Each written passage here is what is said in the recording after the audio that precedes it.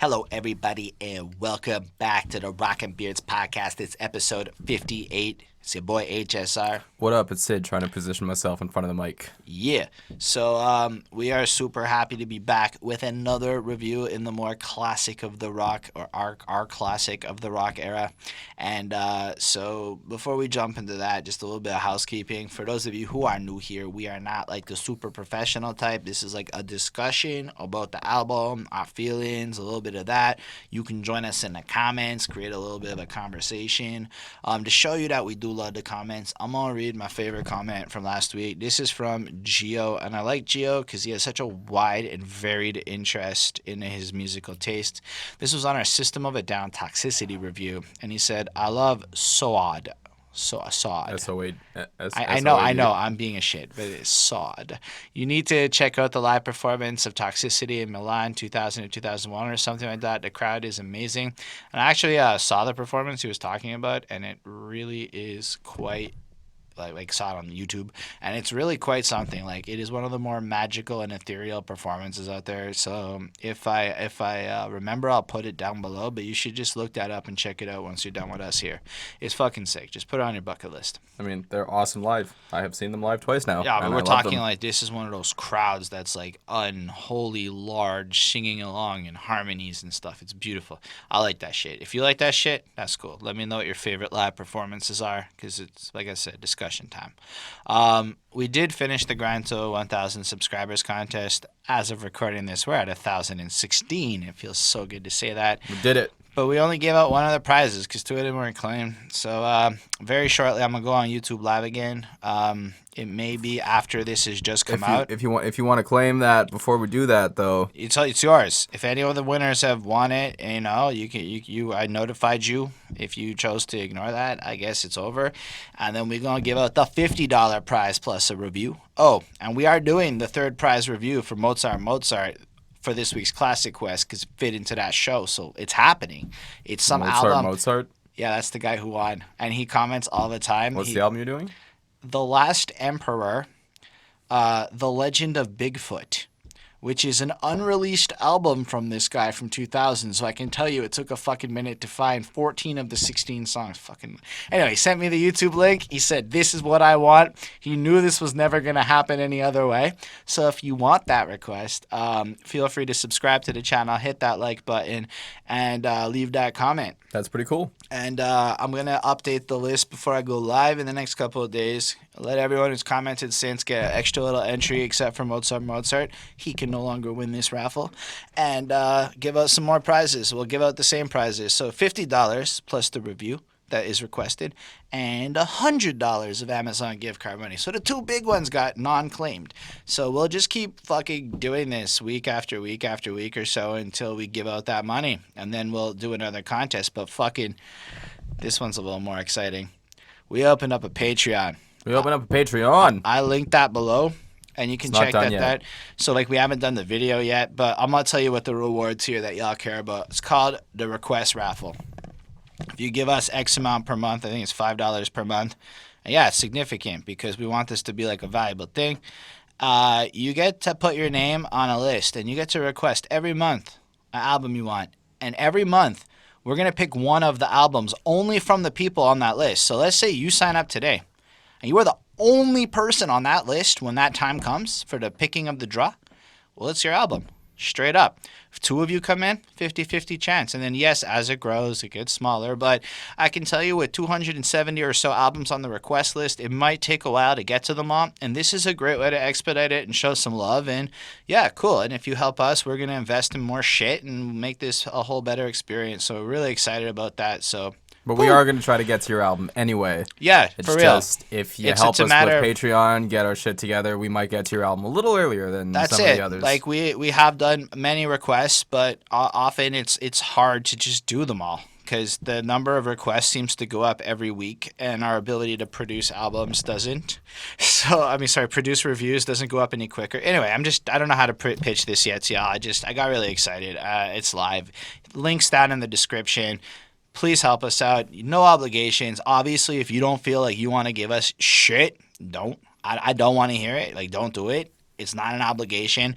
But if you want to see your request happen, I thought that would be a cool incentive for y'all. And as we come up with better ideas and flush them out, we will. And if you have cool ideas for what we could offer, we'll flush it out and make it better. Okay, enough of that shit. We've been rambling and rambling and rambling. I'm sorry, I'm excited. Patreon, come on, it feels so much more legitimate now. Okay, we're like real annoying YouTubers. I promise we're not going to talk about a bell. Sydney, please introduce the album that we will be discussing this week. Today, this week, we are discussing Sum 41's third full-length record, Chuck. Do we really, really count Half Hour of Power as a full-length record? It doesn't even break 30 minutes. I'm not counting Half Hour of Power.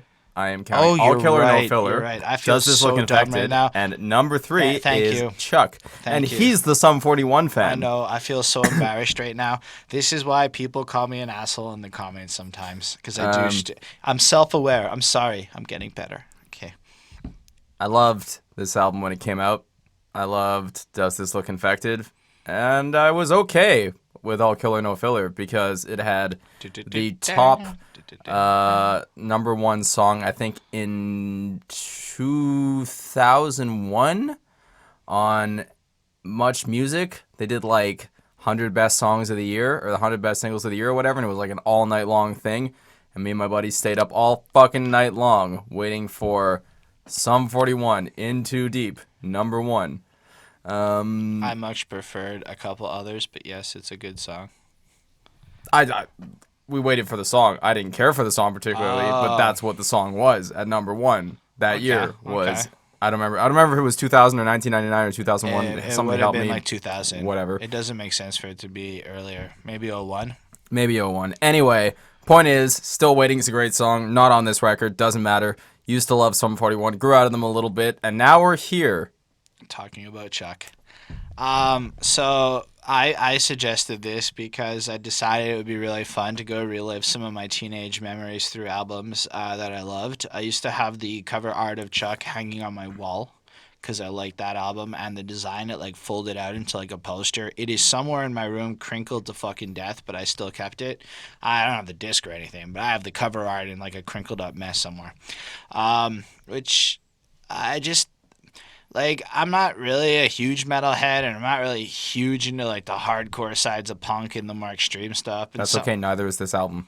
I know, but Sum 41 presents, like, this sort of edgy, safe shit that safe boys like me liked as teenagers, so this was, like, a safe hard. I call this, like, I consider this record to be in the same vein of melodic hardcore that Rise Against is in. Yeah, and I love that shit, too. It's like, you just listed another one of my favorite bands. So, like, I love that shit because it's, like, it's often... I find has messages to it when done right. Music's dope, but like really, so like Does This Look Infected? I wasn't allowed to get because it had an explicit lyrical content sticker on the front of it, and my parents said no. But I did have Half Hour of Power and All Killer No Filler as a teenager. I'll tell you that much. I was okay with it. Grab the Devil by the Horns and Fuck 'Em Up the Ass is one of the best album intros I've ever heard in my entire life. It's what they called the song. That's punk rock as fuck. But then we move on to Does This Look Infected, which the singles blew my mind. Everybody likes them, in my opinion. I might be wrong. You might not like them. But I love the singles. I mean, Hellsong is one of the coolest videos ever. Over My Head. It had that thing on it, so I could never get the CD because my parents were like that. So then we came to Chuck, which doesn't have the thing on it. So I got this album, man. I was like, 16 maybe when it dropped. And I will never forget when I first saw the music video to that lead single, which we'll talk about. It's We're All to Blame. Oh, yeah. And I loved it. I loved the way that they did that. Like, anyway, we'll talk about it then. But I loved how that song came off. And I don't care if there's better music out there. In a lot of cases, this was just the most amazing shit I heard at like 16 years old when I got this album. Like, it was... To me, I listen to it every day. I actually still know most of this album by heart, not because I know what the words are, but because my mouth knows what to do when the songs come on. That's what she said. It is. Anyway, so I just fucking dug it. And so, yeah, I didn't really pay attention to what any of the songs were about as a kid. Oh, that's not true. I actually wrote an essay on it, and I forgot about that, but I remember that now. So evidently, I thought I knew what some songs were about. I learned I was wrong. I mean, most of them aren't very subtle. Yeah, but I was pretty dumb. I have been quite dumb. Yes, I say a lot of dumb shit. Anyway, let's talk about the cover art. It's fucking cool. It's like this weird painting where these like planes are dropping TVs with like a Bush-esque figure on it. It's a little dated maybe, but like I mean the album, the title Chuck comes from a guy that is who the best saved part. them in The Congo. Where were the Congo? So right? yeah, they were in the Congo. I just read up on this last night because I figured this was worth it. So yeah, I mean the cover art's just fucking cool. I just wanted to finish that with some kids, and so you even know it's a political album, and they had written it just for some context of the album. They had just been in the Congo and they were doing some charity stuff and done their show, and then they were at this hotel and it was just like gunfire all night. And then they could have died and shit. And then Chuck kind of kept them all together, kind of kept them in a room. He had like this fucking bat. Everybody else's gats out there, and Chuck just kind of saved them. You know, made sure everything got cool until the heat was down. So they were very appreciative, and they named the album after him. And if I'm not mistaken, if you watch the video version of the "Go Chuck Yourself" album, he appears on stage at one point and actually like introduce him and shit. And that's cool. And it's amazing that they had like that entire story is just incredible to me, and that they showed that kind of love. So Chuck's a cool album name when you know the story. It's cool. And Go Chuck Yourself is a great live album cover name. As a side note, I also own that. Anyway, I think we can just go on for a minute, but we should I don't know, talk about the intro. Let's talk about the intro.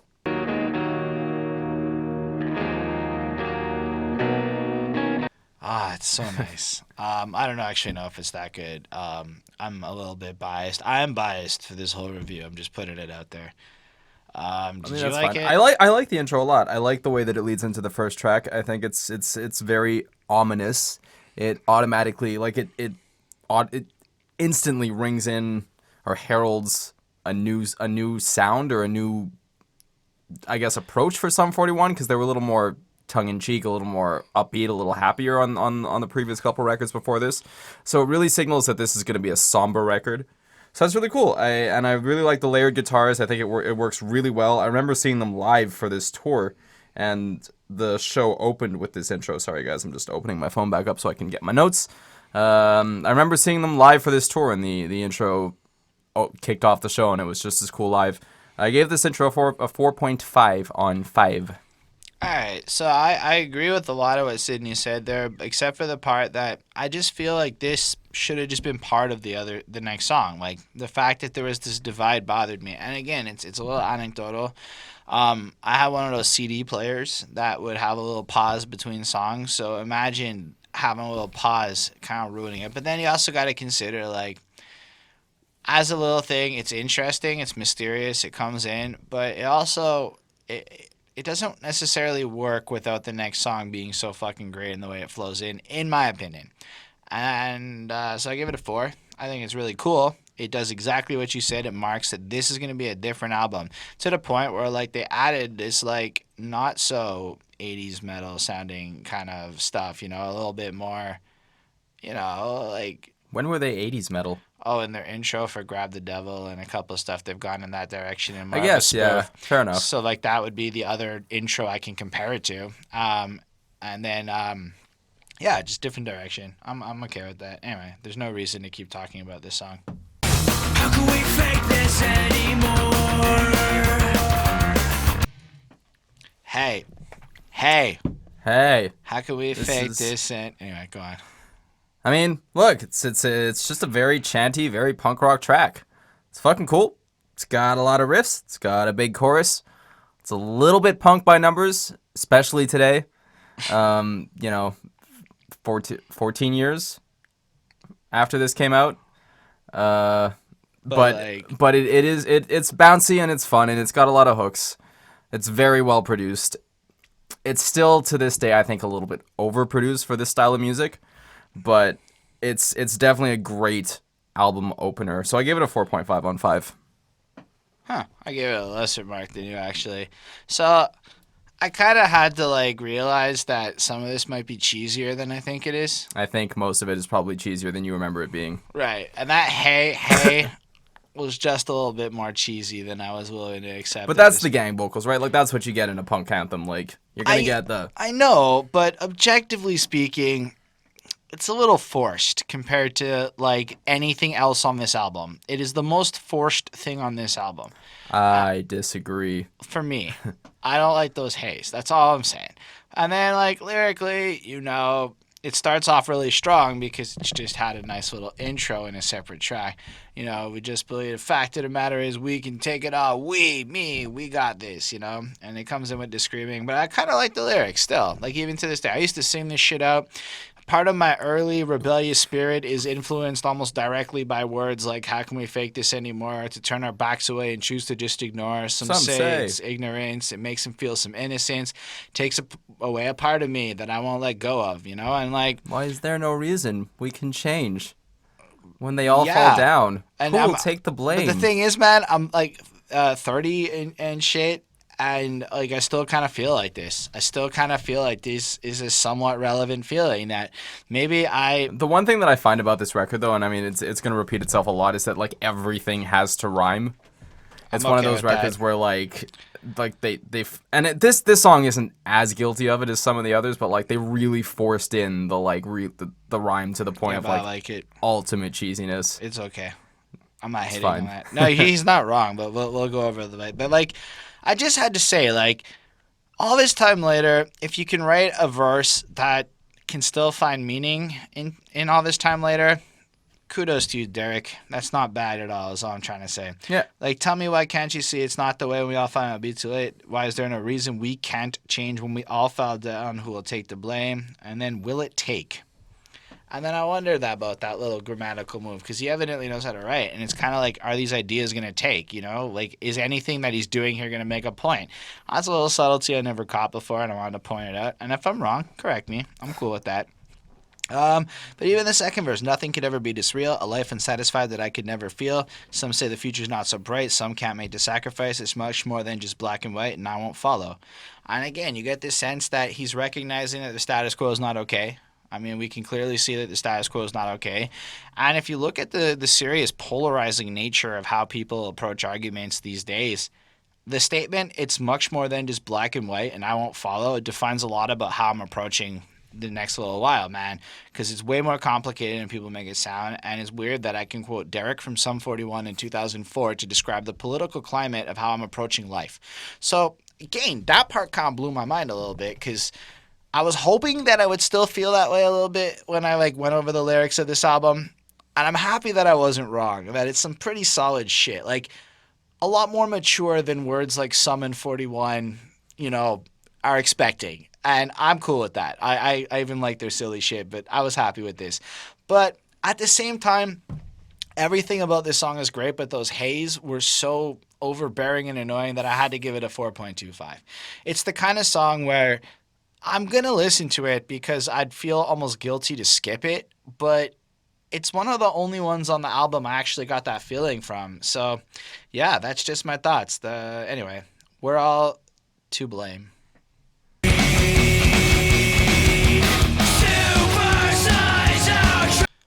It is an awesome music video. I mean, it's really bad. It's actually one of the worst solid gold rip-off reproductions I've seen in terms of...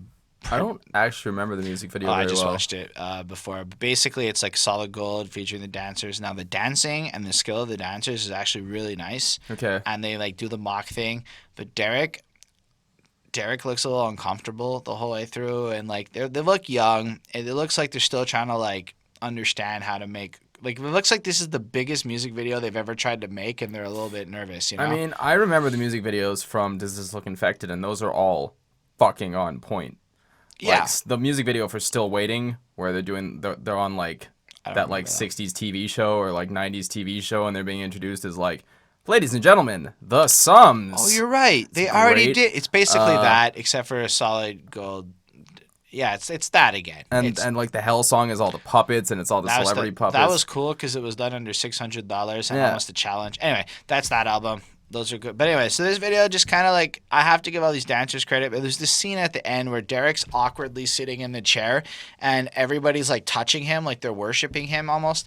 And the uncomfortable look on his face, like this goofy, like, it's finally happened. I proved to everybody that I could have this happen. It was like, that's cute. I could see myself being that kind of smug asshole. And so I appreciated that. But anyway, I remember when that video dropped, I thought it was interesting, to say the least, because I wasn't really sure what a solid gold was at the time, so it made me curious, and I learned. And then, man, Man, what a cool song this is. It's like I don't know. I mean, Before it's a I cool go song. into my lyrical breakdown, It's a cool song. I think lyrically it still stands up today, which is cool. absolutely. I remember this as being a very interesting point in rock music history because this was kind of the point where people were really starting to be tired of like nu metal and like 90s sololess kind of really simple rock. Not necessarily simple, but like more mood than technique. Right. And this is where Sum 41 and a lot of bands were starting to pick up on this vibe, right? Like a lot of bands were starting to include more riffs in their songs. This was when metalcore was starting to get big. Bigger than like Shadows Fall and Kill Switch Engage and the Right. bands that had kind of heralded its arrival. Like Ascendancy came out that year. That's Trivium. End of Heartache came out that year. So yeah, Sum 41. This was for them again, kind of like like the arrival of riffs and solos and more 80s thrash territory built on top of their kind of like fun, youthful pop punk and melodic hardcore. So that's what this song is. In terms of the actual song, it's cool. It's a good song. I I like it. still think it's a little bit discount BYOB by System of a Down, which came out later, so that's interesting to say. But I was about to point out it that did come. It did come out later. I'm aware of that, but I think the songs did the same kind of thing, like where they flip back and forth between like the yeah, soft and the heavy, and I feel like a band like System of a Down, and I know we just did System of a Down last week, so yeah, it's but not they're fair. like But virtuoso gods by comparison. Virtuoso is a bit of a stretch, but they are By much more comparison interesting. to like Sum 41's prowess. I'm just being like Sum But that's what I 41. mean. So Sum 41 on this track, they bring a lot of influences that you can hear. Like you can hear Metallica, you can hear Anthrax, you can hear Black Flag, you can hear the Bad Brains, you can hear all this stuff going on. And on this record in general, you can hear all these influences that they're kind of melting into a pot to bring this sound to the fore. And they do it very well. But it's still like I don't know that really stands up the same way. Yeah, like I'm saying, I think it's a matter of style. Sum 41 has a really great ability to capture the sound and kind of make it their own a little bit, whereas System of a Down redefines things. That's a way to look at it, in my opinion. I'm not trying to shit on Sum 41's ability. I really like this band, but it's hard to call them genre defining. No, absolutely not. Which is why I'm gonna drop a 4.4 on this song. I don't feel the same about this song because I gave it a 5. And the reason for that is because nostalgia's a motherfucker, and rose colored glasses make everything look beautiful. And everything about like this track is interesting to me, and a young me too. Like, and we're all to blame. We've gone too far from pride to shame. We're trying so hard, we're dying in vain. And I really love Like, we're hopelessly blissful and blind. I love it, man. To all we are, we want it all with no sacrifice. But what it really does is it takes some more harsh and really complicated and maybe some like you can just look at the memes these days to see these same ideas expressed in such a more complicated ways they are, and it takes it down to the base level where any emotional 14-year-old can kind of empathize with those lyrics. yeah. And if you're gonna look, if you're gonna target your music as teenagers as grown men, do it like this, where at least you're saying something that can be like understood by young people. So I gotta commend that. And these lyrics stand up. Look at the environment. Look at the world. We're kind of doing it still. I mean, we're just excluding anything else. I just picked one subject. Pick a subject and we do it. Like, how can we all succeed taking what we don't need, telling lies, alibis, selling all the hate that we breed, come on, McDonald's lines. Supersize our tragedies. You can't define me or justify greed. Bought in the line of the free. Like, it's corny, but it's pretty apt. It's pretty, like, relatable, and it's still accurate. And I know that it's not, like, it's hard to call this the greatest poetry ever invented, but I don't think that's the point of what they are. No. They're representing ideas, and their passion is paramount. And because of that, these corniness kind of gets pushed away, and I respect that they said it anyway. They knew this was corny. They're not stupid. You know, like they knew. And they did it anyway because it was important to them to risk it all to say their message. They could have kept going around with water guns and Well, shit. I mean, this isn't a new message for them either. Like this was But- very present on Does This Look Infected? Yeah, but like to have gone in this direction as a more political and less goofy band Yeah. in general. Like if you compare a Fat Lip to We're All to Blame, it's apples and oranges. But again, you compare Still Waiting to It's All to Blame. but that They're again, very, very similar. And you could see the direction that they went from album to I album, know, right? Like you can but track it. I kind of came into them before they did this, so for me, it's like I remember watching this change, and it helped me like kind of get more serious. So I'm saying I think it's cool. You're not wrong. I'm not saying this is brand new for them, but I'd say a heavier sound, a cornier message, because I'd have to say, Does This Look Infected was less corny with his politics. Yes. Anyway, so yeah, this song comes in like that. It keeps going on. I mean, come on, the little breakdown part that tell me now, what have we done? We don't know. I can't allow what is being done to tear me down. Believe me now, we have no choice left with our backs against the wall. And it goes into this big melodic chorus, which is great. It's a great big melodic chorus, and I love it. Yeah, it's so beautiful. I gave it a 5. I can't help it. I know it's probably not a real 5, It's a good song. It's a good song. but like, it's pretty good. You know what else is pretty good? Angels with Dirty Faces.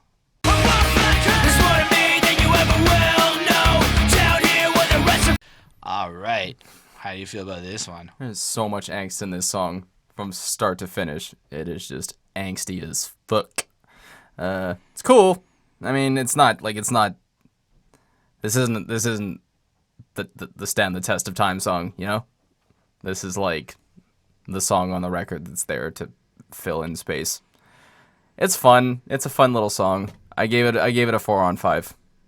Fair enough. I like it more than that. I mean, it's Sum 41 starts like trying to tackle more and more serious issues, right? That's what they're trying to do on this album, I think, a little bit. They have their life-changing experience, and they come home and they're ready to like take on the darkness of life, I suppose. So here we have the track where they're kind of describing, like, I would say addiction, drug addiction maybe, some kind of addiction. It could be kind of pretty granular in the way they put it out, but the behavior is addiction.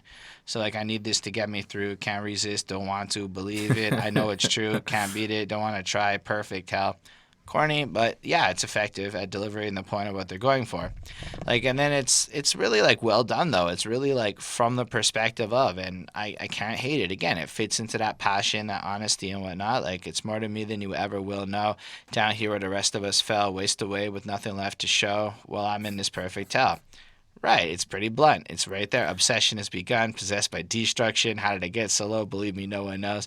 I think like it's the same reason I can't go back and listen to Infest. You know what I mean? Like it's the same kind of lyrics.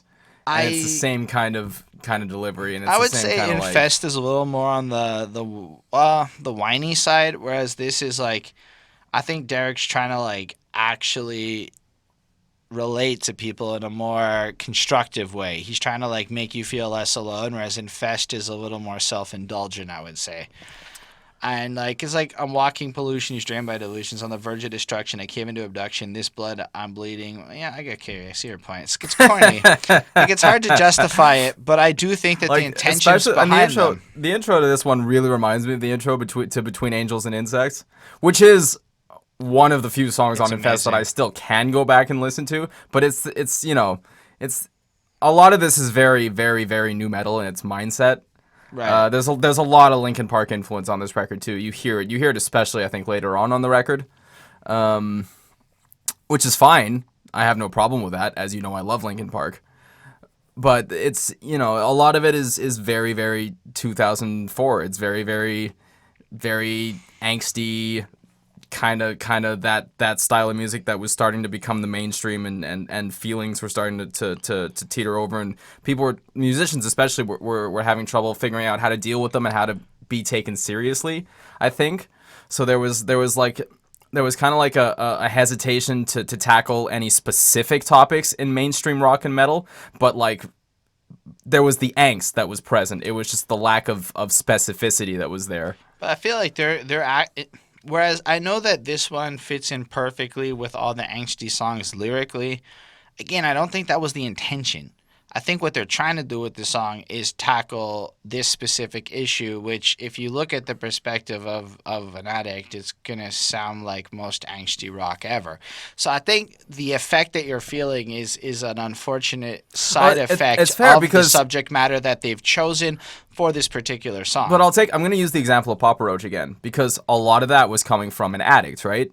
But Right. but on Infest, it was very general and very cheesy. But when you get to an album like Getting Away with Murder, where a song like Scars exists, where Scars is direct, to the point, blunt. I'm drunk and I'm feeling down. I just want to be alone. I'm pissed because you came around. Why don't you just go home? Right? Like, these are... This is something he's experiencing that you can put a face and a story to. Whereas a song like this is still kind of afraid to really go there, to really put that face and that name to that story. You know what I'm saying? So it's gonna fade into the annals of rock history for me, just because there's no real story to latch onto on a song like this. On the other hand, I think they capture the emotion pretty aptly, and like sometimes Very capably. It's just no, but it's a matter of. I'm not saying it's a bad song. What I'm saying is that whereas in a lot of cases stuff can be whiny, I don't think this is so much whiny as paralleling the words of the whiny, because the delivery's not whiny. He's not coming at it with this woe is me attitude. Even if you read the words like that, the way that they're delivered has more of a desperation, but not like a woe is me, more like this is a real thing that needs to be talked about kind of an attitude in the way it's delivered. I guess. I don't hear that. That's all I'm trying to say. I'm just expressing my love for it. Anyway, 4.75 to me. I think it's varied. I think they have a really good handle of making songs that are dynamic. They're all over the place while following a proper formula. Multiple vocal styles get dropped. And yeah, maybe it's corny, cheesy shit. But like, if you compare it against the lazy version of this, it's pretty fucking stellar is what I'm trying to say. What's the lazy version of this? I don't know. Bands I can't remember that I listened to from back then. I mean, like, there's all those songs that appeared for a minute, like that American Hi-Fi song, Flavor of the Week. It's amazing, but did you listen to the rest of the album? It wasn't as amazing as that one song, because I bought it, and it was just, it's good, but it's not quite as varied or flavorful as something like an Angels with Dirty Faces is to me. If you happen to really like that record, I get it. I guess some say. Yeah. On my own, and if I fall, I'll take it all. It's so easy. Let's do it.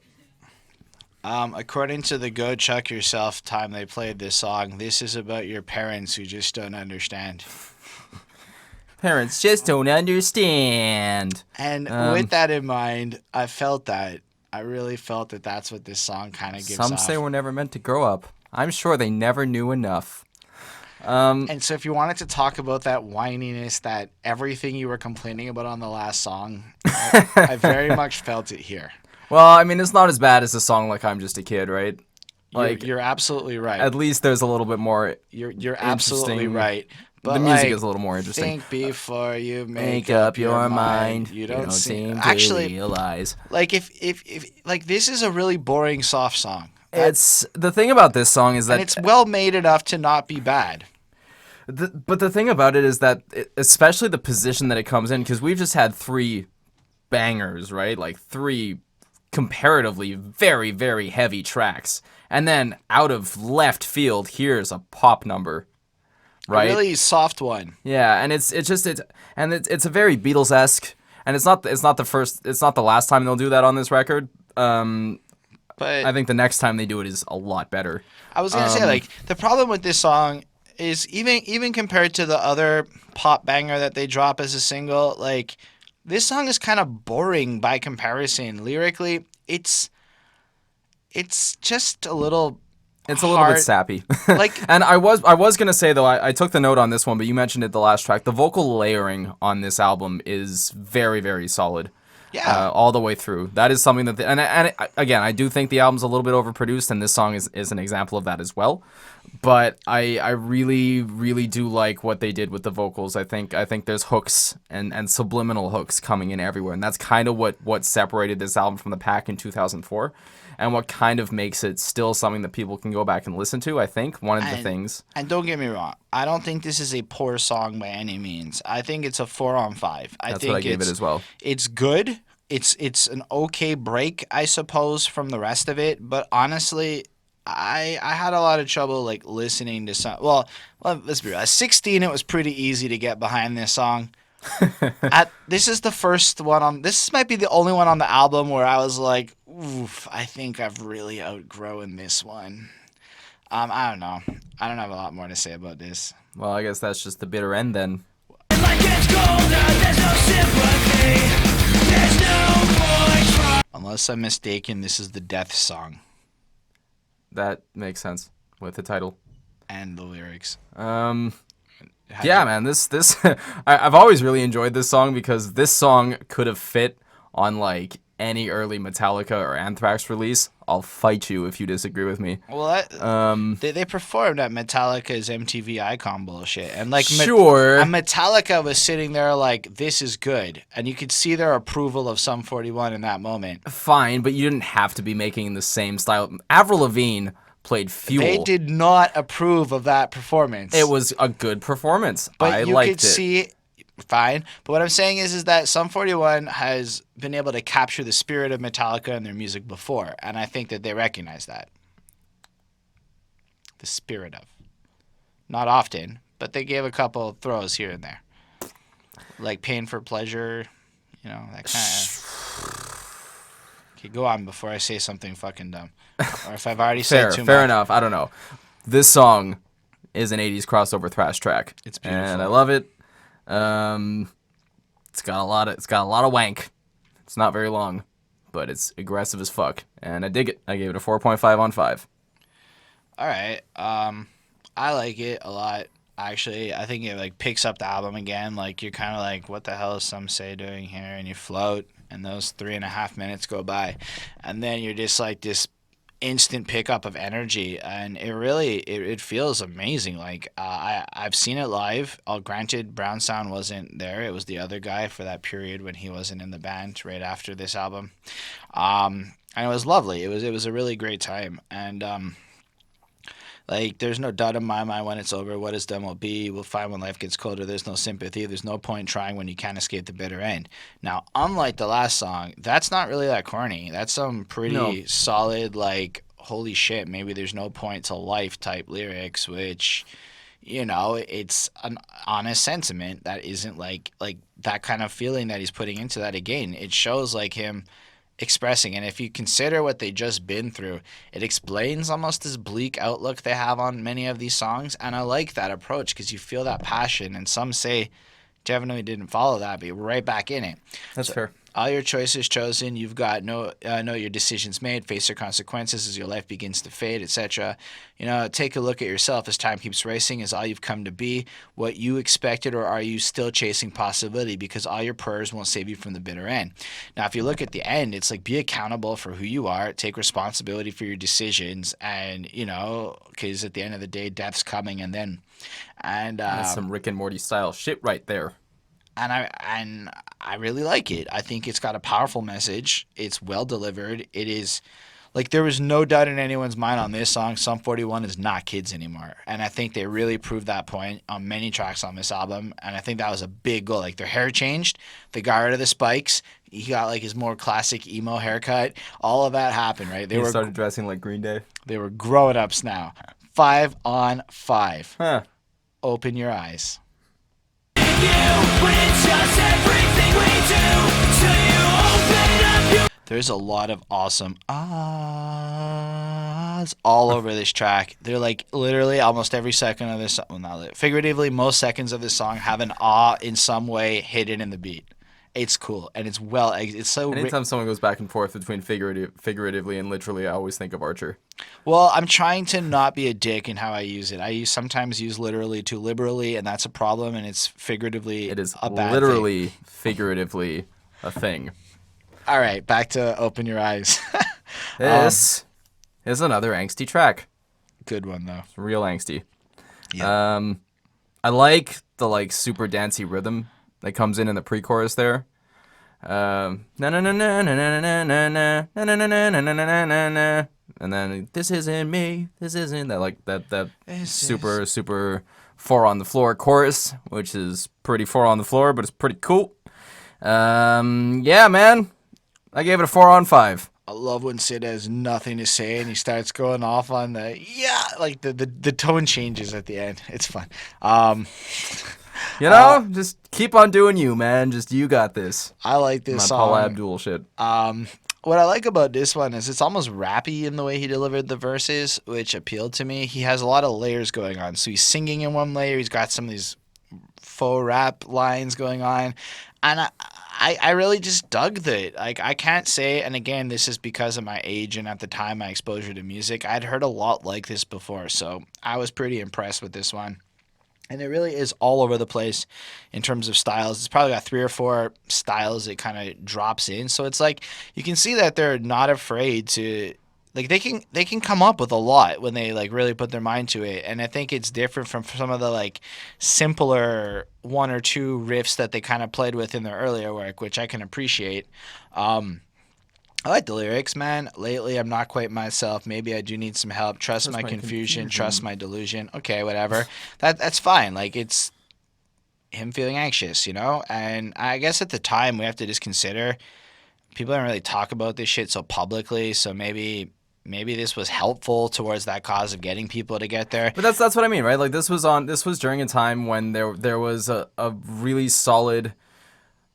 I mean, during the 90s, everything was really whiny, but this was kind of a time when we were getting into more specific territory where depression was starting to become like a talked about thing, but it was still really taboo in most of adult life. And Yeah. you know, I mean, it still is to a certain extent, but not in the way that there was a divide happening, I think. Like, the reason that people hated on emo so much and then went home and secretly listened to emo music, whatever, you know, what was popular at the time, was that they were afraid to come out and admit to liking these sensitive, emotional, you know, painful songs.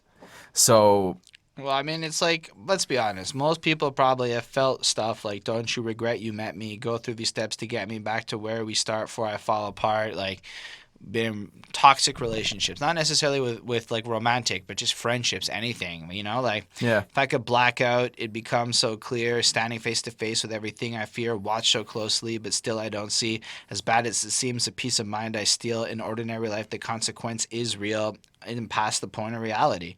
I'm like, that's some honest ass shit right there, you know, like escaping the reality of your shit falling apart and like probably coping with stuff like drugs and alcohol, and which is stuff a lot of people do. So I mean, it's and just stuff that he had to, after this, go into some serious rehab for.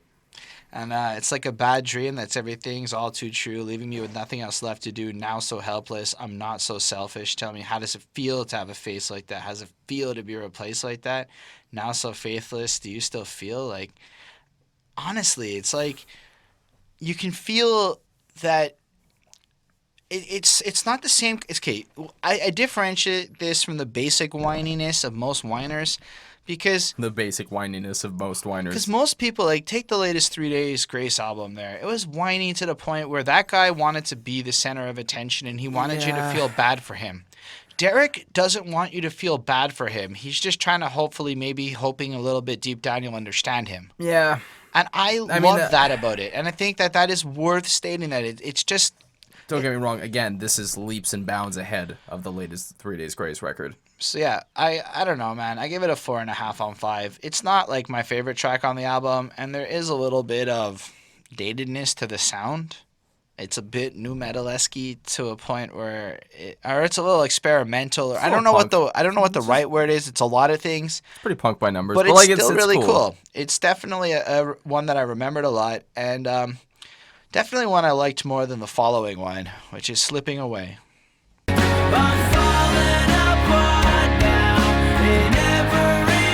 All right, before Holden shits on this song, I'm not gonna shit on in it. before, I just want to give a little bit of background on me. So going back and listening through this record, this week, I remembered as a little metalhead hearing this on, what I thought was a heavy as hell record, and just for one of the first times in my young life, just understanding that heavy isn't the only way to go.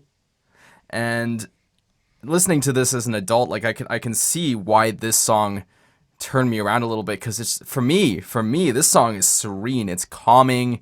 It's beautiful. It's an exquisite piece of music that I did not. It's a level of maturity I just wasn't expecting from Sum 41 at the time, and I still don't expect from Sum 41, and I don't know that they've ever hit on something like this since.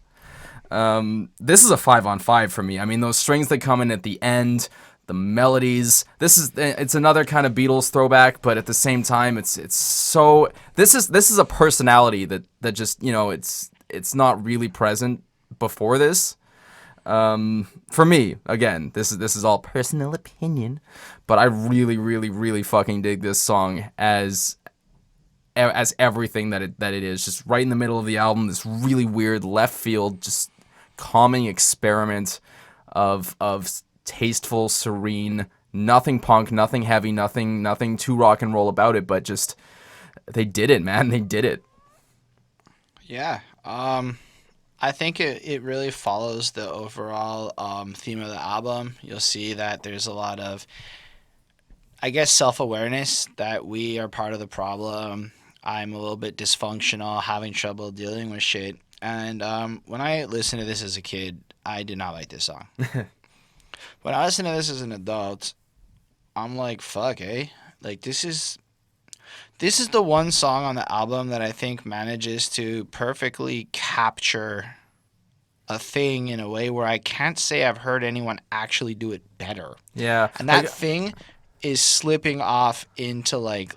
Right? Like, you really feel slipping away. And not in like a, clawing at the... Just no, but you feel away, like, honestly, like he just did a neat... Like he just popped a bunch of fentanyl in a tour bus. Yeah, or like did a line of ketamine. He's not going to wake up again.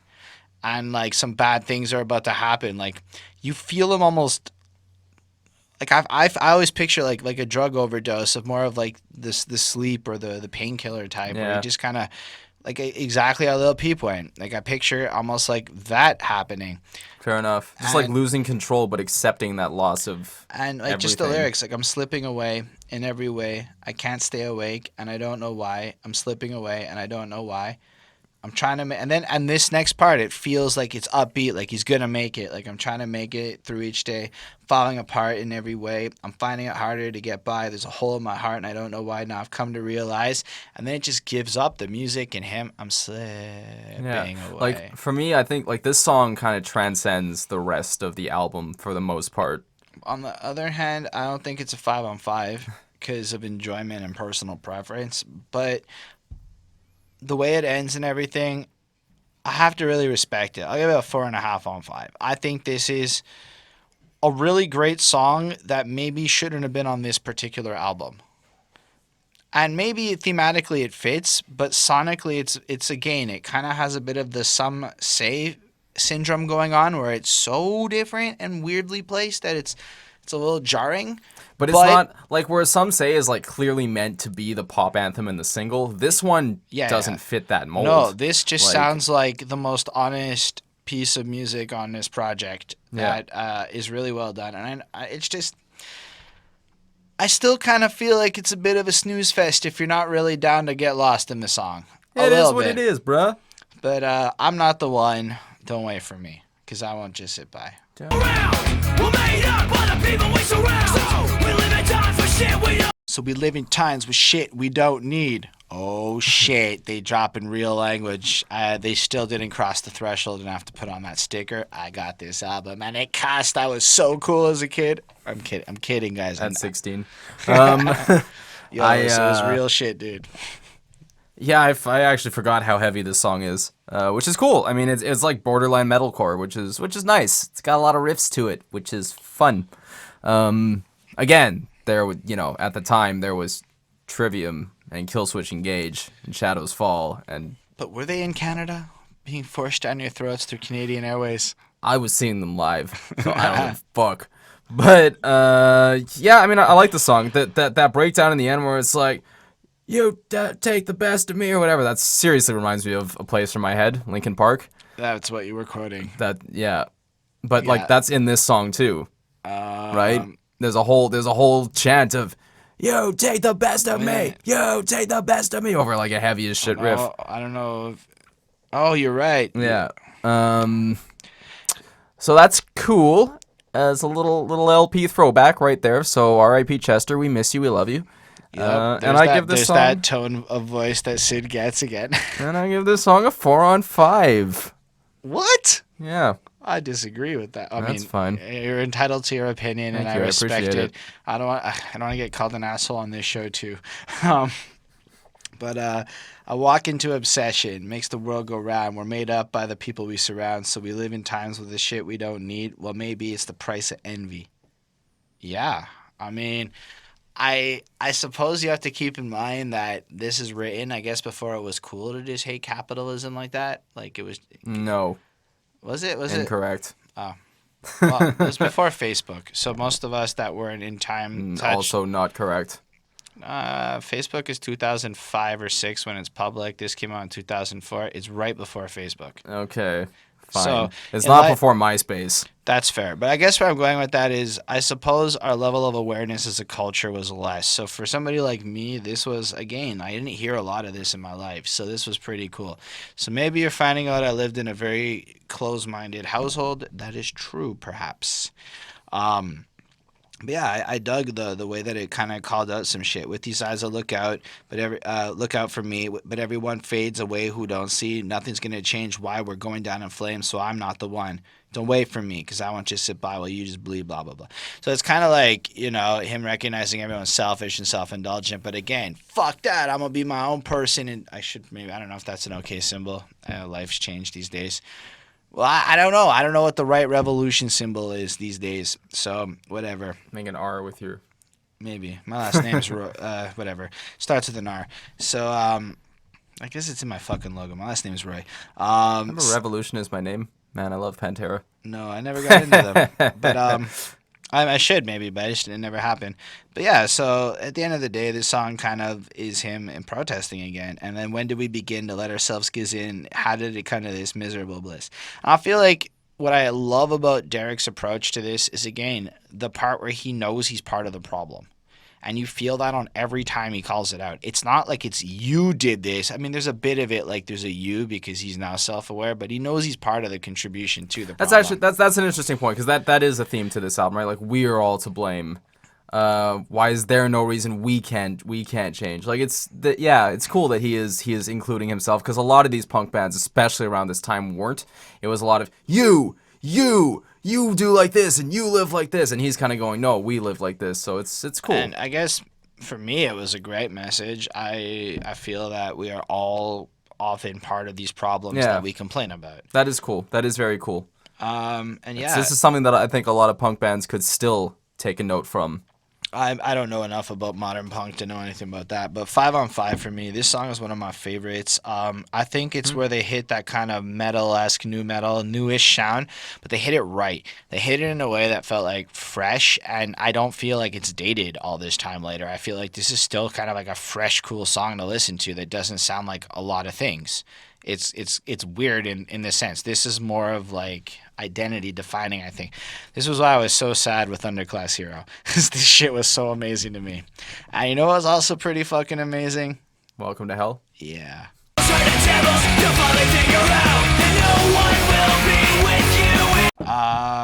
So yeah, this one's hard.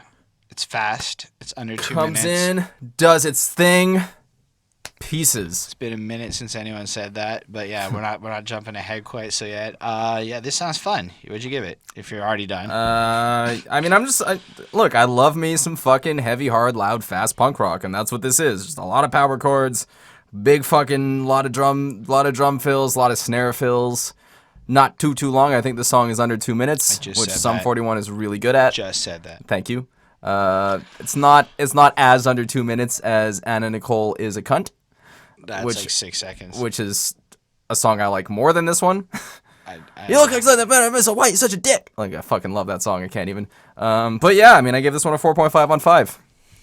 There you got a bonus review, ANIC. So I like this song. I know I didn't like this one either when I was younger, and I think part of it was that it was short, and I had stupid prejudices for why I would like or dislike songs. And I just kind of liked how it came in, did its thing, banged out, and went home. But while also saying some interesting shit. Like, don't come to me with your problems. I don't need them. Your conscience is a weight that I won't hold. You'd rather be the only one who pretends. Is it because you've been bought and sold so young? Whoa, it's like the opposite of the 3 Days Grace albums guy. It's like the literal opposite of his tone. Fuck that guy. Don't ask me questions because I don't got the answers. If only you knew what time would tell. Solve a test, the lessons that you can't learn, you know when you spend your time in hell. And I mean, there's a lot of people who really just unload on you, and I'm so guilty of being that person for a long time, and it's been very hard on my quest to complain less and unload less on people because they don't really care about my problems. But when you hear it like this, it's like, like it's saying it's almost not okay to behave that way. It's not the right thing. Like, we all have our own hells. We all have our own bullshits to deal with. So as long as your blood's running thin and your time's running out, no one's going to be listening, not even if even you when you shout. shout. And when your angels turn to devils, you'll finally figure out that no one's going to be there. And I mean, it sounds dismal and bleak, but I think, again, it's on that global subject of personal accountability. If you look at what these verses are saying, it's like a hypocrite. You're just a contradiction, wrapped up in your lies, and you know what's real. Well, this is it, a lonely life of fiction. Do you even know how to feel? And so it's not just like your regular person. I'm certain everybody has talked to this person. Like I said, I've been this person where all you are is this succubus of energy and time. Like, I remember I used to call my best friend at like 1 in the morning to complain till like 3:30 in the morning, and he for some reason answered my calls. And yeah, I was just an awful toxic person like that. And so when you see him addressing it, like, no, I don't have to put up with your shit. I kind of just think there needs to be more songs like that. Like, I don't have to deal with your whining. And every now and again you see it, but it's almost like being a good friend is preached as you have to deal with everyone's shit. And this is more like saying, like, I mentally can't handle it, and I can appreciate that. So give it a 5. Power, awesome. God damn. It's there's no pieces in that grade.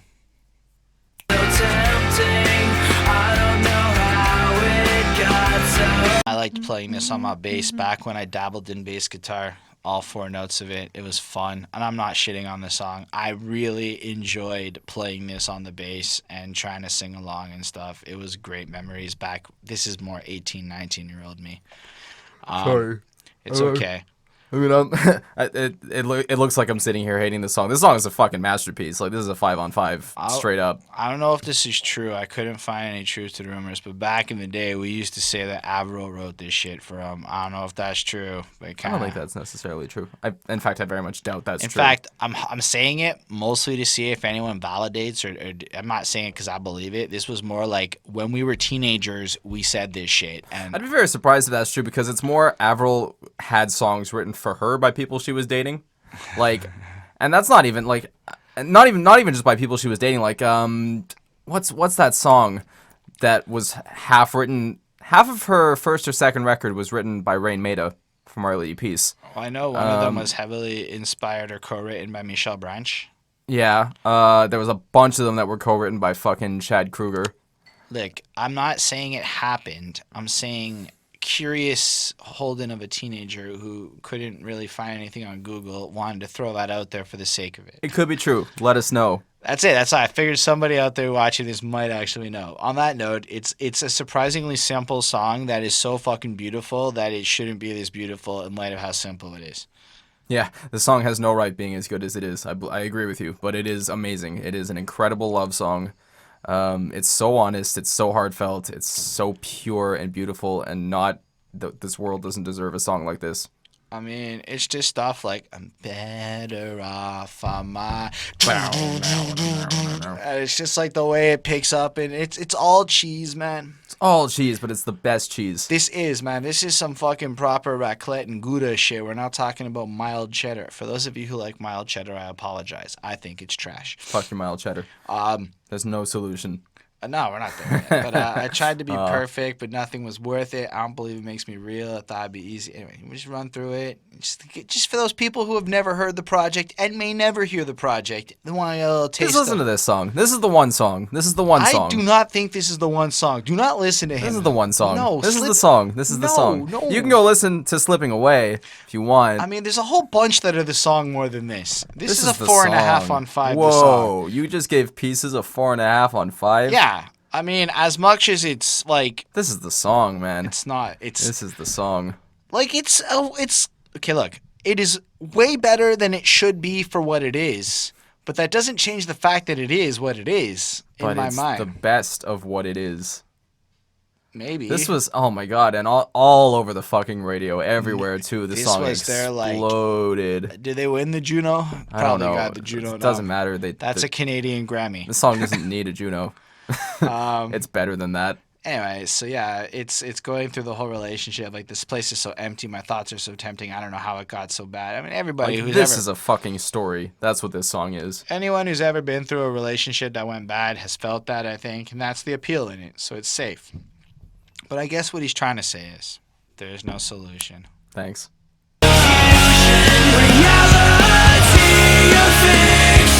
Right?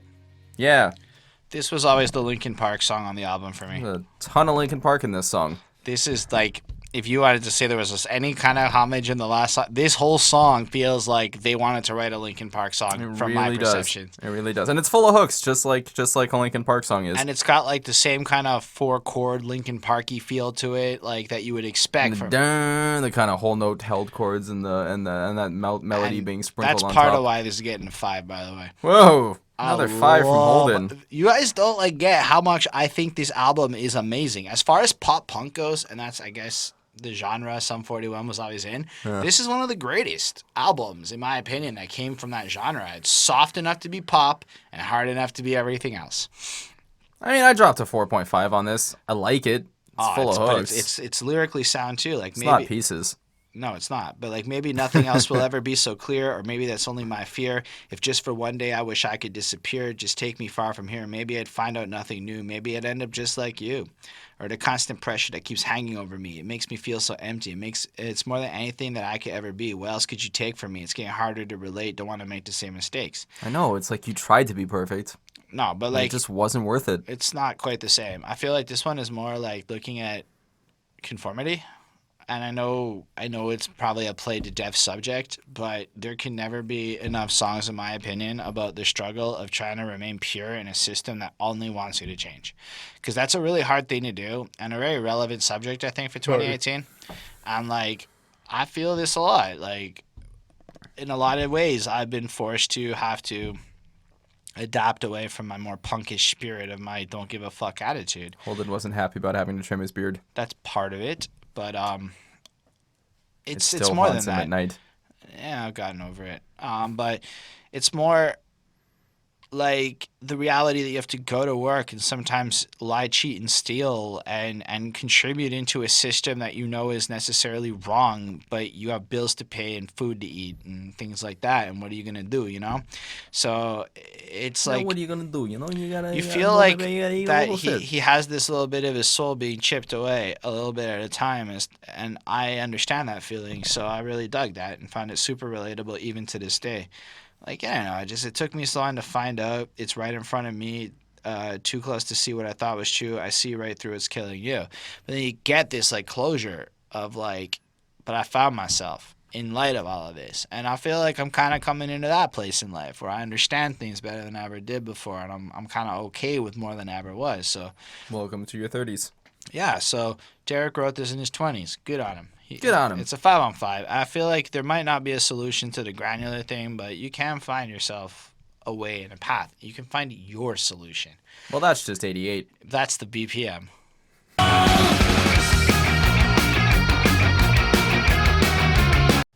Man, I don't know if it was because it was the last track on the album, but I feel like I spent less time with this song than the rest of the album, and I feel like that too, and I feel like I'm kicking my young self because this is one of the best songs on the record, hands down.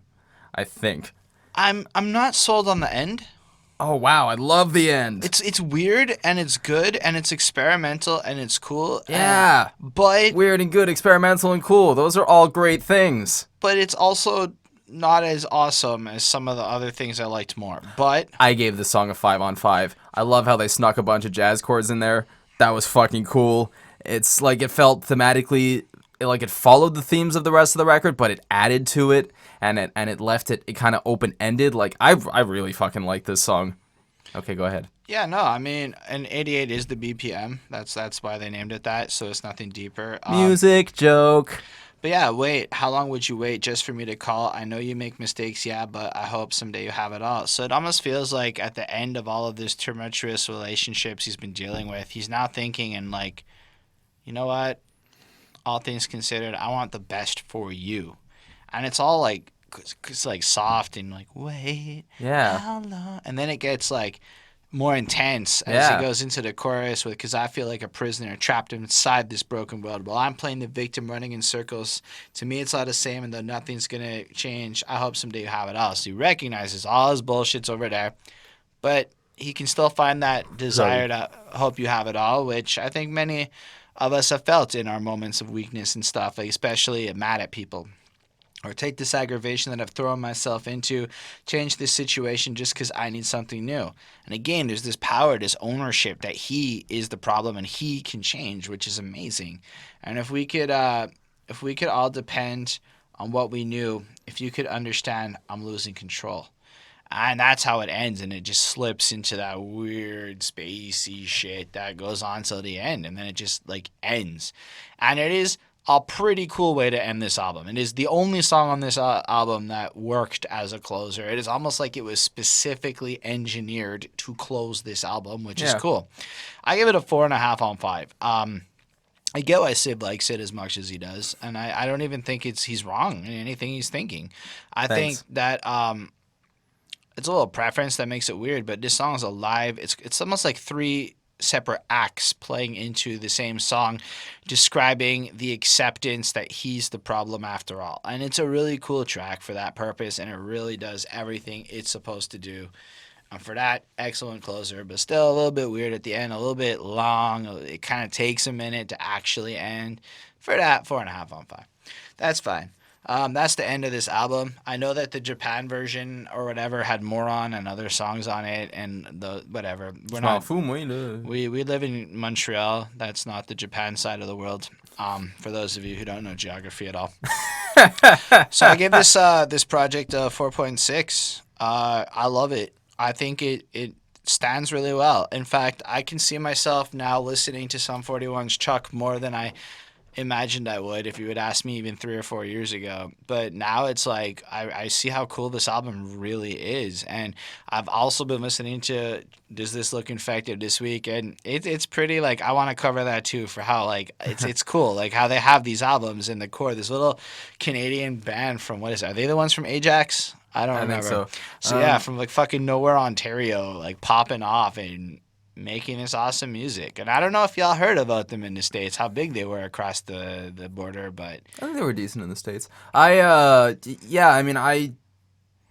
I'm gonna drop a 4.3 on this. okay. I like it a lot. I do like Does This Look Infected more. Just I mean, personally, I feel like this. Sorry. I've never heard the second half of the album, so I don't know. I think the singles on that record, except for Pieces, but I think the singles on that record stand up today better than most of the singles on this record. Not that the singles on this record are bad. Like, this is a good record. It's a solid record. There's nothing that I really feel like has stayed with me, except again for Pieces over the years. But I recommend if you've never checked out this record, it's worth checking out. It's kind of a time capsule, and at the same time there is a lot of it that's still very relevant today, which is cool. And the last I heard, the band's back together. They are, I think so. Which would be cool, maybe because like the last record was like Derek, and just Derek at that point when the last record honestly came out. I stopped listening Unless to them I'm for a wrong, while. that's what I read on Wiki last time I checked. Relax, people. Okay. I listened to Screaming Bloody Murder, and I didn't mind that record, but since then I haven't really. I think the last one was 13 Voices. Possibly Yeah, I don't know.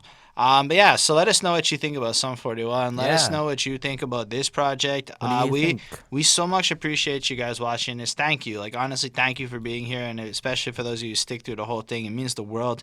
We look forward to seeing what you have to say in the comments. It's super cool for us. And yeah, let us know what you want to see us cover in the future. Sid's imposing next week because I've imposed a couple. Yeah, okay. Don't tell them because I think I'm I've changed not my telling mind. them. So Sid's gonna is next week. Sid's call, but we also may have the return of Kristen next week, which is exciting. So we'll see. Like we'll see what happens, and we'll get back to you. In peace, and have a great week.